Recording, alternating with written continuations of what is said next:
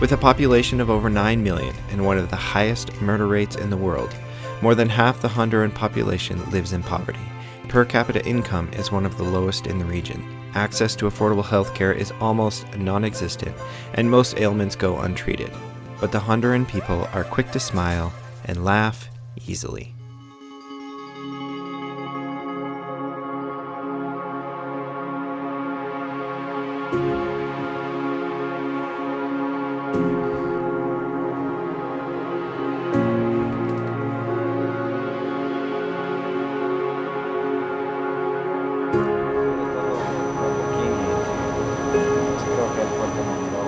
He was a teacher for 4 years, 2001 until 2015, and the pain was so strong and unbearable that he wasn't able to move anymore. It was too difficult. His hip problem was getting worse.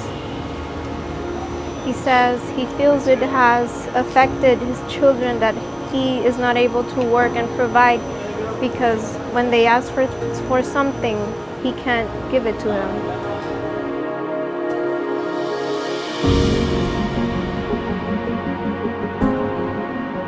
So I was just asking him if we could get his hips better, would he like to get back to teaching? He said he'd like to do so, and he has a family with younger children, so he can only flex about 45 degrees, and then the whole pelvis starts to move. So he had Perthes disease, which sounds like diagnosed during childhood, although I think they didn't know for sure what it was. Mucho gusto, okay? All right.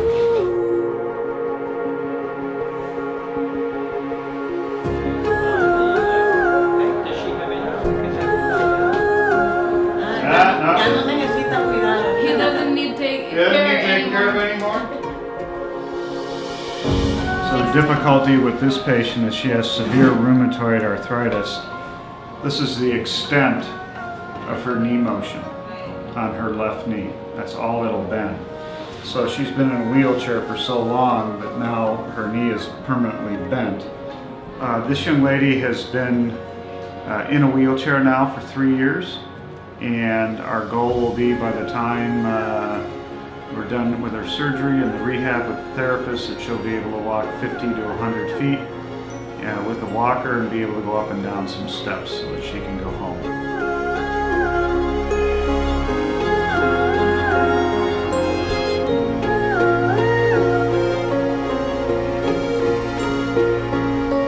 So Betty is a very nice 38-year-old lady who unfortunately was shot by her boyfriend in 1994.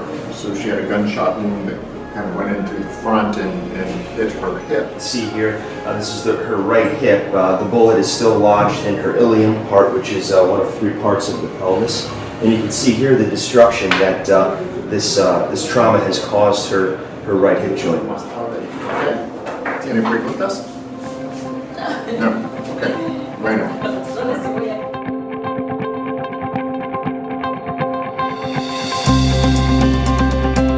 So this is Gonzalo, and he is our first operation block patient.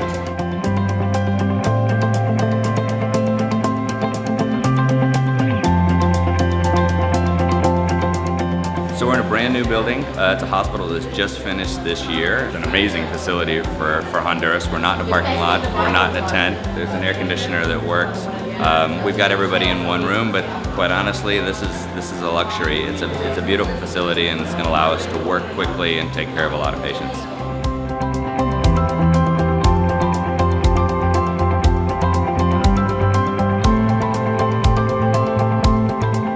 What's going on? So, not a whole lot, just our sterilizers went down. And this is everything that our team plans for. Then the AC and 2 of the ORs went out. And it's right now 82 degrees in one of the ORs. We've had running water shut off on us now, so we've lost electricity here and there. We've lost our sterilizers. The AC is not working. Something about a backup power generator is not working. You know what though? Everybody's still working. Patients are complaining. Patients are still thankful that we're here. The camera is steaming up. Kind of like a puzzle. A lot of missing pieces. And then you kind of stumble across a piece here and there, and then you start filling in the inner parts of the puzzle till it all comes together. Go with that. It's a pretty exciting day. We've done about, I think, 22 or 23 cases. We had a snafu with sterilization, and all of a sudden, we got it fixed. I went to my team and I said, hey, we're back in business. Everybody willing to go ahead and do one more case, which meant, you know, they're going to be here till at least 9 o'clock tonight, having been here since 6:30 this morning. So proud of my team. Everybody willing to stay late, help. It's pretty neat to be here and see it. So we just finished Betty's surgery, and we did her hip replacement, and we did extract the bullet from her hip, so we were able to find it. I wasn't certain we were going to be able to, but here it is, and we thought as a little memento, for better or for worse, that we would give this to her to keep. Surgery went great. She's upstairs, and we'll try and get her up on her feet later today with therapy. So he tells the story that it's pretty much it started when he was a young boy. He remembers being in school where the pain had started, and it would cause him to have this limp. The kids would call him the Gimp. Johnny? Hi, Dr. Dennis. You know, as the pain got worse and worse, the kids would realize that, you know, he was obviously have a hard time getting around, so they would actually knock him over, push him down, because they would laugh at the way he had to get up. You know, in this situation, his hips are profoundly stiff, and he only wants his right hip done today. So we're going to honor our patient's wish and do his right hip this afternoon. So he decided at that moment that he was obviously not going to be able to play sports, and so he kind of dove into mostly being just a good student, and he made sure that he was, you know, got good grades and wanted to study and try to get ahead that way. Here are the x-rays of Johnny, and you can see that he does not have a round ball, and there is no cartilage space in either one of his hips. It's hard when you can't provide for your family. You know, he and his wife would talk about, you know what we want to eat, and how can you ask for food when you don't have the money to do so. He said that his children were bullied, not because he didn't work, but because of how he walked. He said first, his kids asked him, you know, when you come home, are you going to walk normal? And he answered them that he hoped so. He was hoping that this way that they would never be embarrassed or ashamed to walk next to him, because they are growing up to be good Christians who realize that the value of, you know, for human life is not how you look and how you dress or how you walk, but what's in your heart.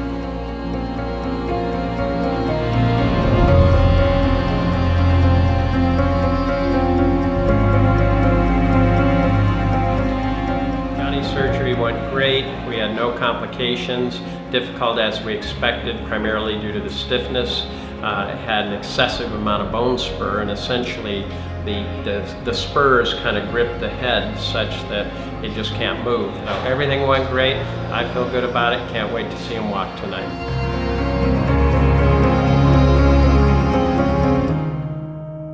I've never struggled that hard. I don't think any of us have struggled like how hard they have.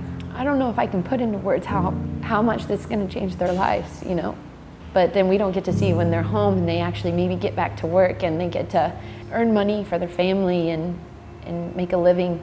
OpWalk is just hope and joy and love.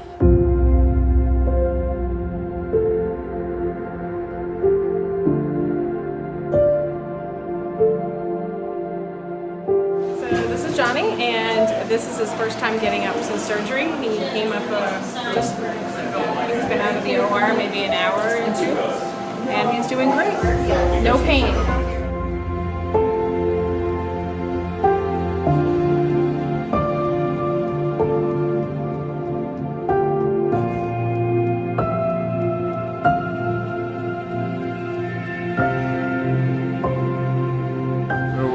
We're going to give Betty the bullet that actually caused the injury to her hip about 15 years ago. Yeah, I want it. It did a lot of harm. It's always the bottom. Tell her the same thing, that that's exactly how we look at it, is maybe the bullet represents a difficult time in her life, but also maybe represents now a new beginning now that it's out.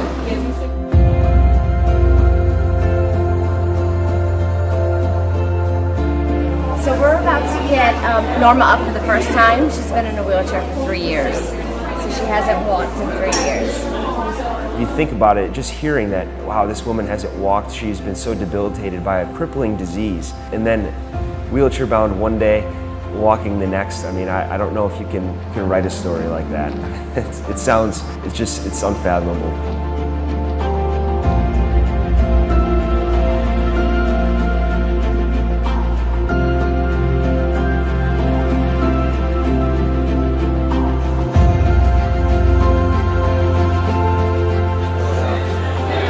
I don't feel no pain.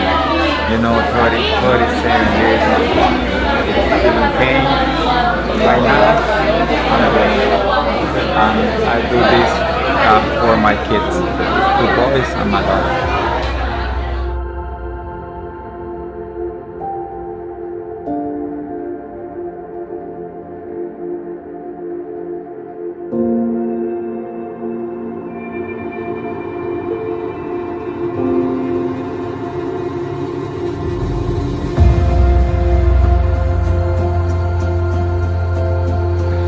I did this for my kids, not my 2 boys, my daughter. I told you, it's not for me. He wants to be able to thank everybody. He doesn't know everybody's name, not just the entire team that's here, but all the support in the US. He knows there's a lot of people back home that are supportive of Operation Walk. And he and his family will pray for us every day. Pray for our families, for our children. Because if we ever need anything, he believes that God will answer our prayers the way it was for him.